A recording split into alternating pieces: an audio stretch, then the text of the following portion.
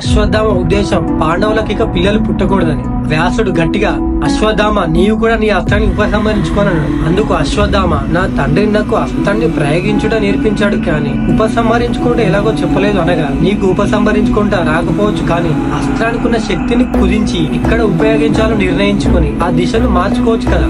అస్త్రాన్ని ఆకాశంలోనికి శూన్యంలోకి సంధించు, అక్కడ ఈ అస్త్రం పేలినా ఏ నష్టం సంభవించదని వ్యాసుడు అన్నాడు. మీరు చెప్పినది నిజమే మునివర్య, అస్త్రపు శక్తిని కుదించి దిశను మార్చుతాను, కానీ శూన్యంలోకి కాదు, పాండవుల గర్భంలోకి మళ్లిస్తాను అని అస్త్రాన్ని వదిలాడు అశ్వత్థామ. అంటే దాని అర్థం పాండవుల వారసులు ఎవరున్నా వారి మీద అస్త్రం పనిచేస్తుంది. అశ్వత్థామ ఉద్దేశం పాండవులకి ఇక పిల్లలు పుట్టకూడదని. ఆ సమయంలో పాండవుల వారసులు ఉన్నది ఒకే ఒక గర్భంలో, అదే అభిమన్యుడి భార్య ఉత్తర గర్భంలో. అశ్వత్థామ మాటలు విన్న కృష్ణునికి పట్టరాని కోపం వచ్చింది. ఆపు అశ్వత్థామ అని గట్టిగా అరిచి కళ్ళను ఎర్రగా చేసుకుని అశ్వత్థామ ప్రయోగించిన అస్త్రం వైపు చూశాడు. ఆ అస్త్రం ఒక్కసారి నిర్వీర్యమైపోయి మాయమైపోయింది. కృష్ణుని కోపాన్ని చూసిన అందరికీ భయం వేసింది. ఇంత నీచానికి దిగజారావు, ఇంకా ప్రాణం కూడా పోసుకొని గర్భస్థ శిశువు మీదగా నీవు అస్త్రాన్ని ప్రయోగించేది. నీ అస్త్రం ఏ బిడ్డని చంపడానికి ప్రయోగించావు ఆ బిడ్డకు నేను ఎప్పుడు రక్షగా ఉంటాను. పుట్టకు ముందే ఇంతటి ఘోర పరీక్షను ఎదుర్కొన్నా ఆ బిడ్డకు నేనే పరీక్షిత్ అని పేరు పెడుతున్నాను. అతని సంతతి ఈ లోకాన్ని మరో 3000 సంవత్సరాలు పరిపాలించడం జరుగుతుంది.